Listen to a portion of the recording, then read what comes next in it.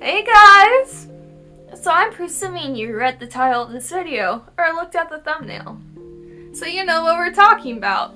And by talk about, I mean freak out over, because we're doing it. We are getting into it.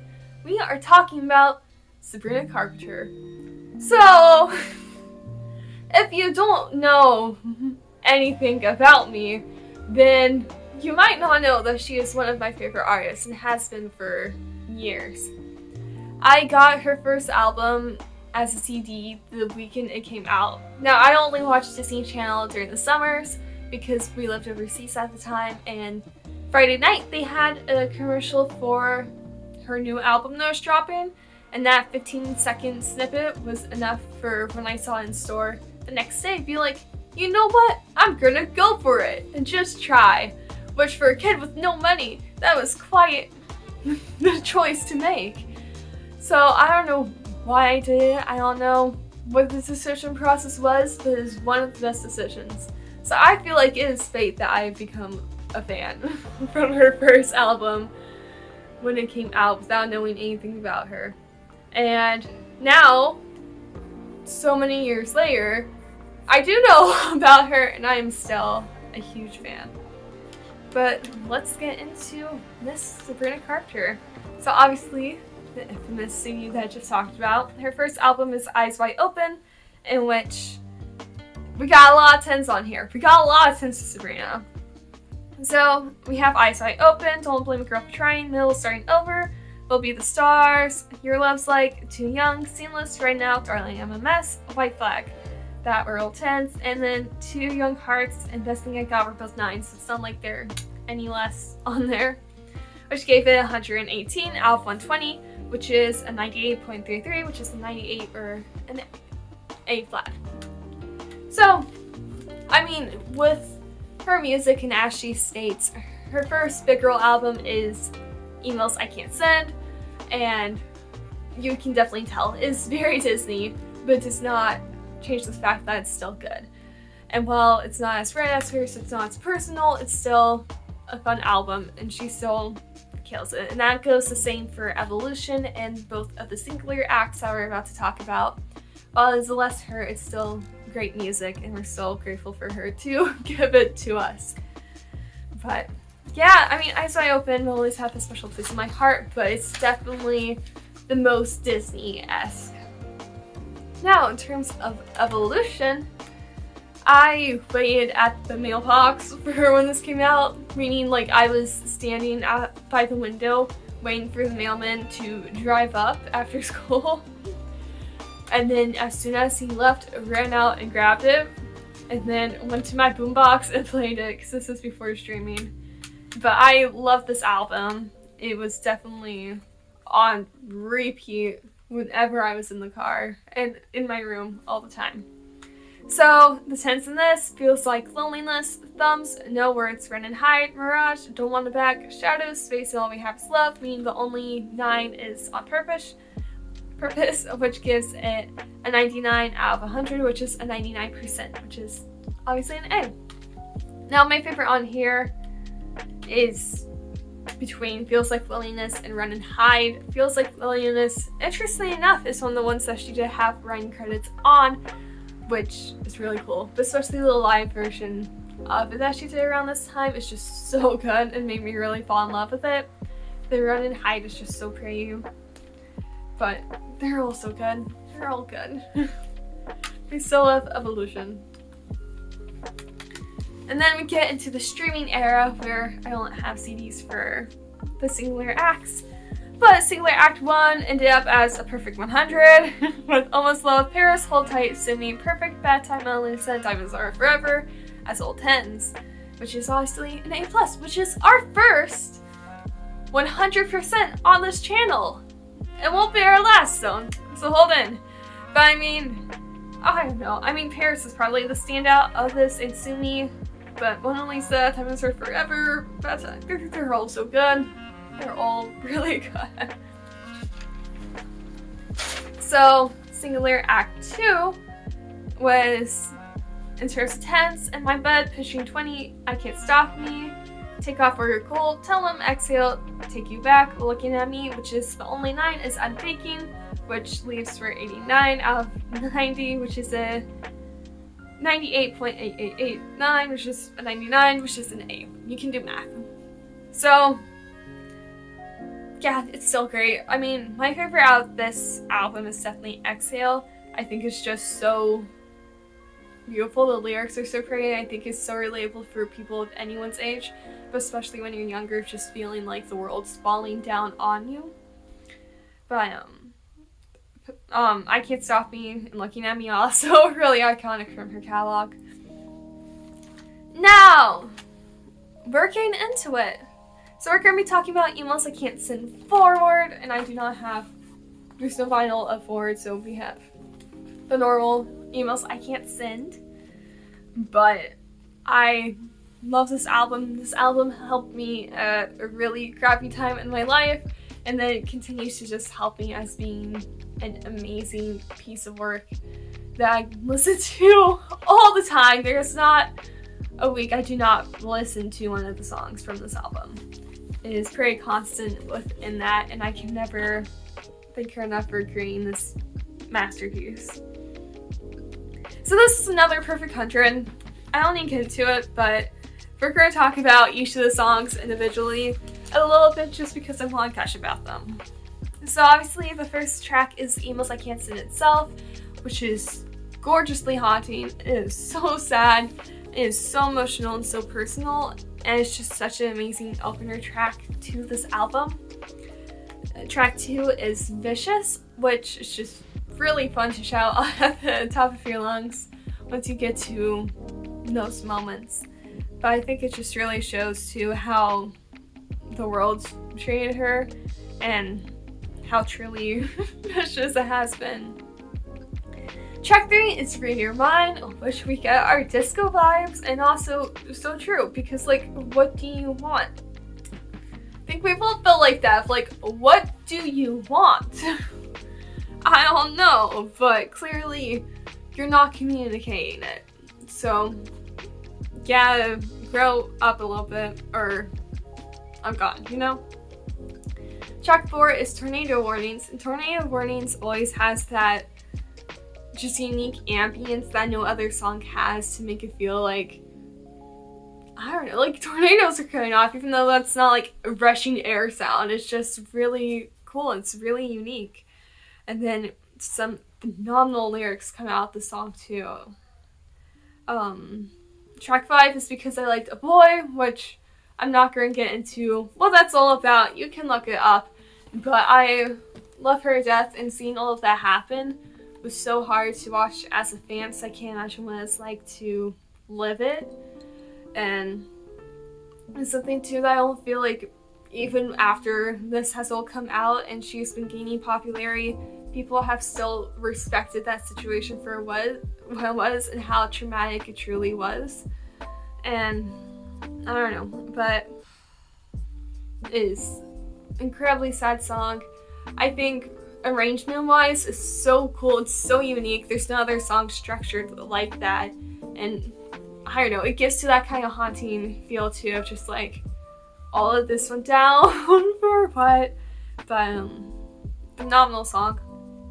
Track 6, Already Over. We got a little bit of a more folksy vibe.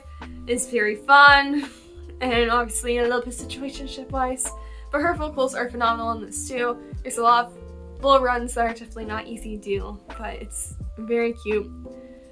Track 7, How Many Things. I have cried to so many times. The two songs that really helped me out the situation that I was going through were How Many Things and Decode, just because it's just, I get stuck on things and you just repeat them in your mind over and over. And How Many Things definitely shows that process of repeating over and over, whereas Decode shows that process of being done after you've been over it over and over and over and realizing that there's nothing left to think about. That is what it is. So those two songs are so incredibly dear to my heart and so precious.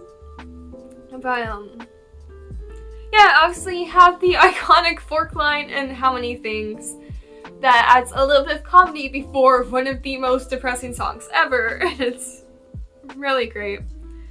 Track 8, Bet You Wanna, starts her trend of playing depressing songs with kind of screw you songs after it, as we'll see in Fruitcake and another video. But Bet You Wanna is one of my favorite songs too from her. It is so sensual, but just also like kind of screw you, like this is where I'm at in life and but you won't come back. But it's so good. Track 9, Nonsense, obviously is incredibly fun, is the most popular song off of this album, and it's fun. Her original outros for whenever she performs live are always fun too. Fast Times is just such a slick, cool song. The music video is really cool too if you haven't watched it.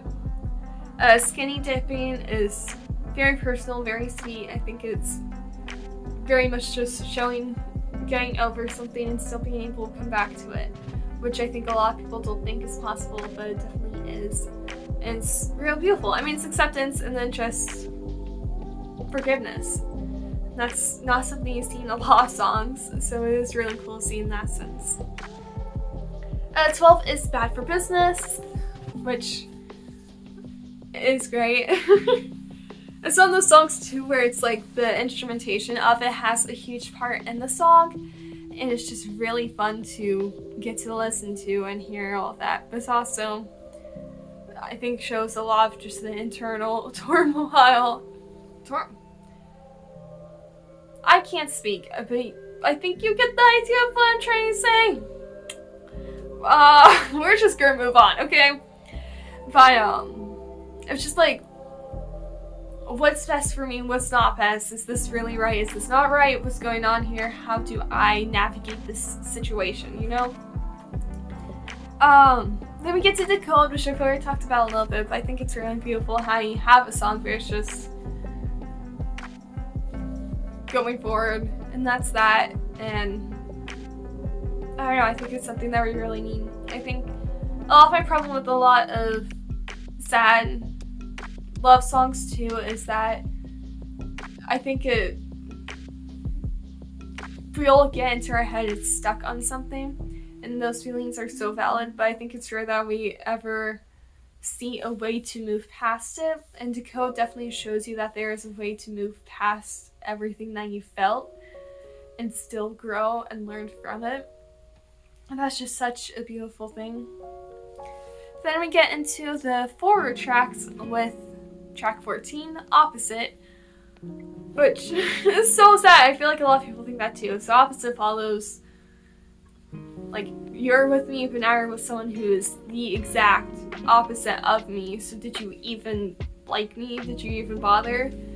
And I feel like we feel like that in a lot of different circumstances, and it's hard. It's just hard to feel like that everything you did was worthless, which is not necessarily true, but you know, that type of emotion is really hard to deal with and handle.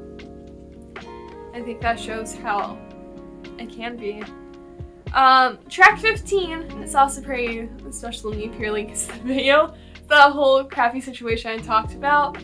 It's really funny because Feather kind of unraveled that eventually for me and just was like, karma! I love it, but it's just so perfect. It's lighter than a feather without you, you know? And it's a phenomenal song. So much fun, so much like Screw You. The music video, top tier. We're not gonna get into it, but it is a phenomenal music video. So much fun. The direction of it is just so cool. But yeah, Feather is everything. Track 16 is Lonesome, in which I feel like it's probably the most underrated song off of either the original or deluxe version, but is a Western style of lonesomeness, and it's just so picturesque of like thinking of a cowboy singing as alone, drinking alone, or not driving, but like riding off into the sunset alone, or like this town ain't big enough for the two of us situation. But then when the other person leaves, it's just, oh, now you're alone. It's not big enough for the two of us, but it's not enough for it to just be me, you know? And having that Western vibe just makes it work so well. I know not a lot of people love the Western vibe, but I love it. It's just so good. It's just so visually stimulating in that type of regard of, you can't spell lonesome without me, right? And Lonesome is incredible. If I would give for a music video that was Western themed with Sabrina, which is not happening because the song's not popular enough, but if only. And then track 17 was Things I Wished You Said, in which is a group of just things that she wished this person would have said to her that they never did, that they should have. And now looking back, it's just, it hurts that it never happened, you know? And we all feel like that in certain things of like, this happened, why didn't you say anything? Why didn't you give me support? Why did I receive nothing when I gave you those things, you know? And it's heartbreaking. It provides a nice ending to Emails I Can't Send. It is a phenomenal album. I cannot imagine what the next album is going to be like, but if this is her blood and soul put into an album, I look forward to whatever's next, because it is gonna be phenomenal. But yep, Emails I Can't Send. So that brings us to the end of it. My favorite songs, I don't know. Don't ask me. I mean, how many things in the code? Obviously, I've talked about a lot in Feather in terms of what they've done for me. Bet You Wanna is so good though. So good. Anything off of Emails. Anything at all. But yeah.